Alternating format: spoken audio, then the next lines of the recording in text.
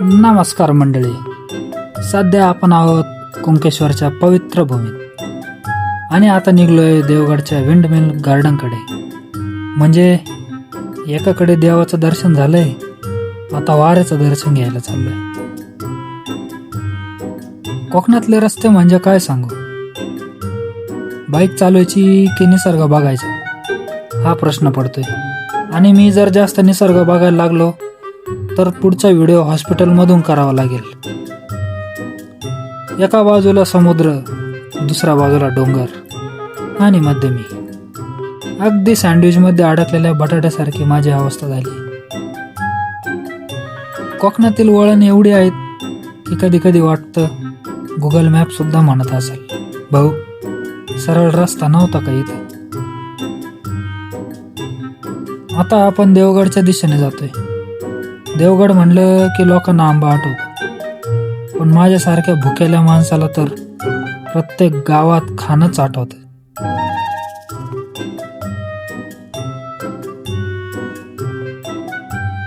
मंडळी, आता दूरवर विंडमिल दिसायला लागले आहेत. इतके मोठे पंखे पाहून मला घरचा पंखा आठवला. तो 3 नंबरवरही हवा देत नाही आणि हे बघा पूर्ण डोंगराला हवा देत आहेत. कोकणात फिरताना एक गोष्ट लक्षात आली. इथला निसर्ग इतका सुंदर आहे का मोबाईलचा कॅमेरा सुद्धा कधी कधी म्हणत असेल, भाऊ माझी क्षमता संपली, आता स्वतःच्या डोळ्याने बघ. आता हा रस्ता बघा, इतका स्वच्छ आणि सुंदर आहे की शहरातल्या रस्त्यांना याचा फोटो दाखवला तर त्यांनाही कॉम्प्लेक्स येईल. बाईक चालवत असताना समोरून येणारा वारा असा तोंडावर आदळतोय का वाटतंय माझा फ्री फेशियल चालू आहे. आणि पैसेही नाही घेत, सेवा पण भारी. कोकणात फिरताना एक धोका असतो. प्रत्येक 2 किलोमीटरला फोटो काढावा असं वाटतं. त्यामुळे प्रवास कमी आणि फोटोशूट जास्त होतं. आता विंडमिल जवळ येत आहेत. एवढ्या मोठ्या विंडमिल बघून मला शाळेतील विज्ञान प्रदर्शन आठवलं. फरक एवढाच की तिथे माझा प्रोजेक्ट फिरत नव्हता आणि इथे सगळंच फिरतंय. कधी कधी वाटतं या विंडमिलला जरा बोलता आलं असतं तर त्या म्हणल्या असत्या, तुम्ही फक्त फिरायला येता, आम्ही मात्र वर्षभर फिरतो. इथला वारा इतका जोरात आहे की जर मी टोपी घातली असती तर ती आता गोव्याच्या दिशेने निघाली असती. एक गोष्ट खरी सांगतो, कोकणात फिरताना पेट्रोलपेक्षा जास्त खर्च मोबाईलच्या स्टोरेजचा होतो. फोटो, व्हिडिओ, रील्स, शेवटी मोबाईलच म्हणतो, बस कर मालका, आता मेमरी संपली. आता समोरचा नजारा बघा, इतका सुंदर आहे की इथं उभं राहून जर कोणी दुःखी असेल तर त्यालाही 2 मिनिटात आनंद येईल. आणि जर आनंद नाही आला तर समजा त्याचा मोबाईल नेटवर्क गेलंय. आता विंडमिलच्या दिशेने चाललोय. या पंख्यांचा आकार बघून घरच्या पंख्याला दाखवलं तर तो पण म्हणाल, मी नोकरी सोडून जातो बाबा. वाऱ्याचा आवाज इतका आहे की जर मी इथं कोणाला गुपित सांगितलं तर ते थेट अरबी समुद्रापर्यंत पोहोचल. मित्रांनो, प्रवासात एक गोष्ट शिकलो, गुगल मॅप्स रस्ता दाखवतो पण कोकणात निसर्गच दिशेत बदलायला भाग पडतो. प्रत्येक वळणावर थांबवसं वाटतं. आणि हो, जर तुम्ही इथे आलात तर फोटो नक्की काढा. पण फोटो काढण्यात इतके गुंग होऊ नका की परत घरी जाताना रस्ता विसराल. माझ्यासोबत असं 2दा-3दा झालं बरं का. आता आपण देवगड विंडमिल गार्डन मध्ये आलो आहोत. कॅमेरा तयार ठेवा, कारण पुढे जे दृश्य दिसणार आहे ना ते पाहून तुमच्या मोबाईलचे वॉलपेपर बदलण्याची इच्छा होणार आहे.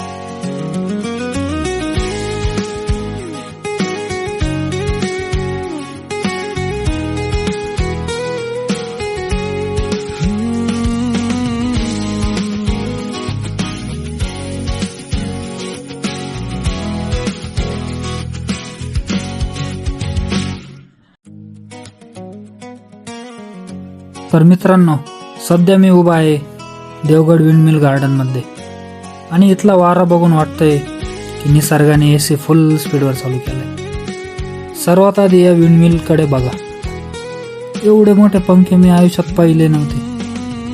आपल्या घरचा पंखा याच्या समोर उभा केला तर तो म्हणेल माझ्याकडून जेवढं होतं तेवढं केलं बाबा. मंडळी, इथे चालताना एक गोष्ट लक्षात आली. मी चालतोय की वारा मला ढकलतोय हेच समजत नाही. थोडा अजून जोराचा वारा आला तर मी थेट मालवणला लँड होईल. हा नजारा बघा. एका बाजूला हिरवागार डोंगर, दुसऱ्या बाजूला अथांग समुद्र आणि मध्ये मी. फोटोमध्ये तरी हिरो दिसण्याचा प्रयत्न करतोय.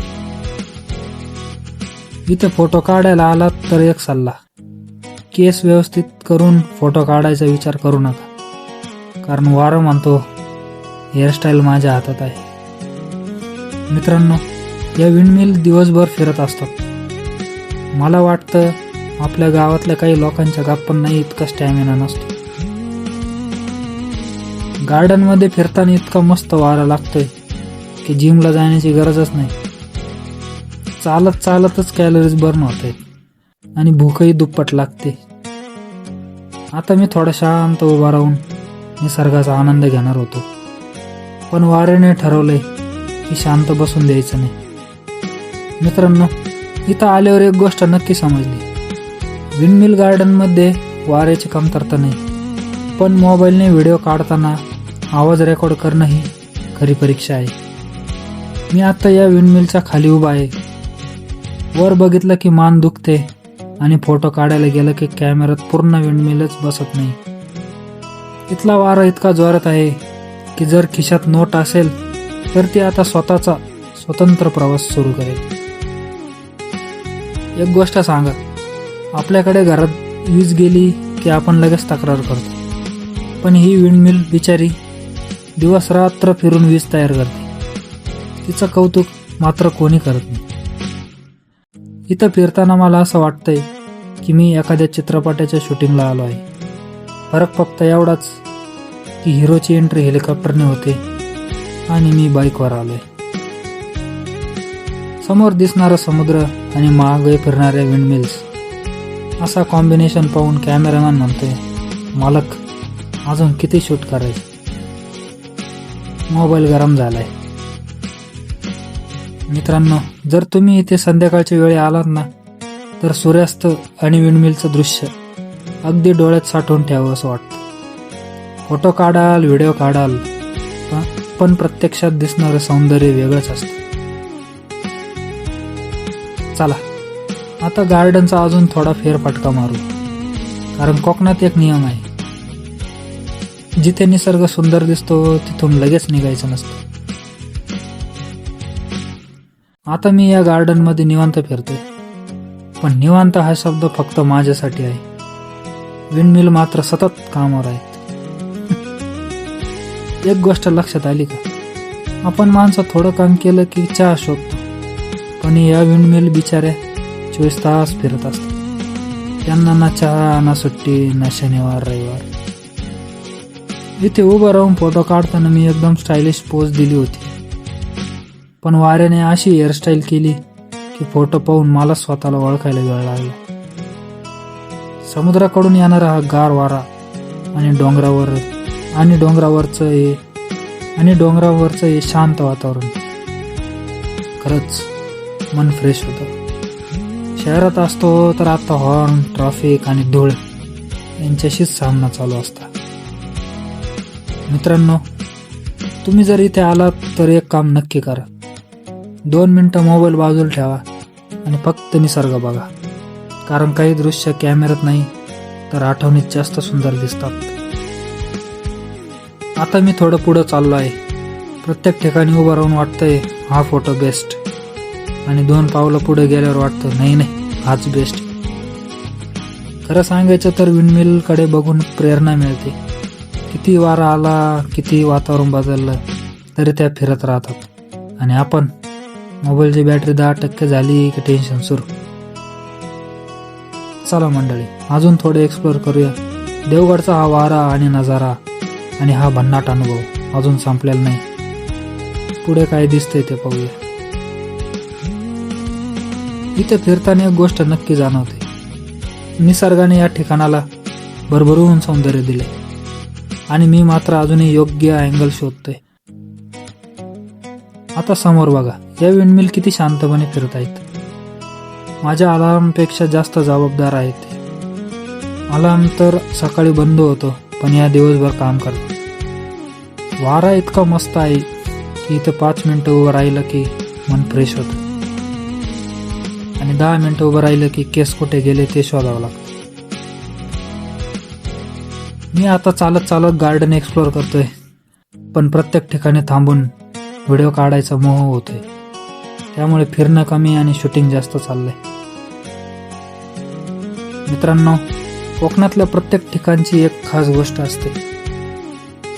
इथे समुद्र आहे, डोंगर आहे आणि त्यावर या भल्या मोठ्या विंडमिल्स. म्हणजे निसर्ग आणि तंत्रज्ञानाची एकदम भारी जोडी.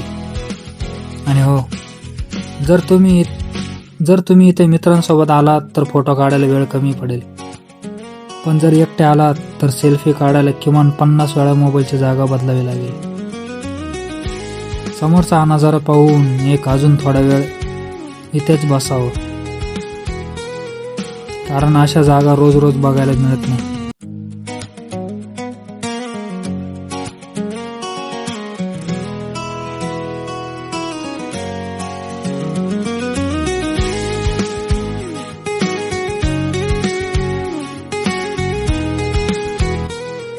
मित्रांनो, आता देवगड विंडमिल गार्डनमध्ये बराच वेळ फिरलोय, पण इथला निसर्ग असा आहे की मन म्हणतंय अजून थोडा थांबूया आणि पाय म्हणताय बस झालं, आता जरा बसूया. एक गोष्ट कबूल करतो, इथे आल्यावर मी ठरवलं होतं की फक्त काही मिनिटं व्हिडिओ शूट करायचं, पण प्रत्येक ठिकाण इतकं सुंदर निघालं की कॅमेरा बंद करावाच वाटत नाही. आता जर कोणी मला विचारलं की इथे सर्वात जास्त काय आहे, तर मी म्हणेन वारा आणि दुसऱ्या नंबरला आहेत माझ्यासारखे फोटो काढणारे पर्यटक. या विंडमिल्स बघून एक गोष्ट शिकायला मिळते. परिस्थिती कशी असो, वारा कोणत्याही दिशेने येऊ दे, काम करत राहायचं, अगदी आपल्या कंटेंट क्रिएटर सारखं. आणि हो, मी इतके व्हिडिओ शूट केले आहेत की आता एडिटिंग करताना मला स्वतःलाच विचारावं लागणार आहे, हे ठेवू का ते ठेवू. समोर विंडमिल आणि मागे समुद्र आणि मध्ये मी. आता या दृश्यात जरा चहाचा कप असता तर आयुष्य पूर्ण झाल्यासारखं वाटलं असतं. खरंच मित्रांनो, कोकणात फिरताना प्रत्येक ठिकाण एक नवीन गोष्ट शिकवतं आणि देवगड विंडमिल गार्डनने शिकवलं, मोठं व्हायचं असेल तर या विंडमिल सारखं उंच उभा राहा आणि सतत फिरत राहा. मी आता एक सिनेमॅटिक शॉट घेण्याचा प्रयत्न केला, पण वाऱ्याने असा धक्का दिला की सिनेमॅटिक कमी आणि कॉमेडी जास्त तयार झाली. मित्रांनो, यूट्यूबवर व्हिडिओ पाहताना 2 मिनिटात ठिकाण दिसतं, पण त्या 2 मिनिटांच्या मागे किती चालणं, किती शूटिंग आणि किती रिटेक असतात हे फक्त व्लॉगरलाच माहीत असतं. इथे उभे राहून एकदम हिरोसारखी एंट्री मारायचा विचार केला होता, पण वाऱ्याने माझा शर्ट आणि केस दोन्ही वेगळ्याच दिशेला पाठवले. कधी कधी वाटतं या विंडमिल्स आपल्याकडे बघून हसत असतील, कारण त्या दिवसभर फिरतात आणि आपण त्यांचा व्हिडिओ काढण्यासाठी त्यांच्या भोवती फिरतो. आता सूर्य हळूहळू खाली जातोय, वारा अजूनही जोरात वाहतोय आणि वातावरण एकदम शांत आहे. अशा वेळी मनात एकच विचार येतो, अजून थोडा वेळ इथंच बसूया. पण मंडळी, प्रवासाचं सौंदर्य ते आहे, एका ठिकाणाहून निघालं की पुढे अजून एक नवीन ठिकाण आपली वाट पाहत असतं. त्यामुळे आता पुढच्या सफरीची तयारी सुरू करूया. चला मित्रांनो, आता या भन्नाट ठिकाणाचा निरोप घेण्याची वेळ आली आहे, पण जाण्यापूर्वी एकदा या निसर्गाकडे नीट बघून घ्या, कारण कॅमेऱ्यात दिसणं वेगळा आणि प्रत्यक्षात अनुभव वेगळाच असतो. चला तर मग पुढच्या कोकण सफारीत पुन्हा भेटूया. तोपर्यंत हसत राहा, फिरत राहा आणि महाराष्ट्रातील अशी सुंदर ठिकाण शोधत राहा. जय महाराष्ट्र.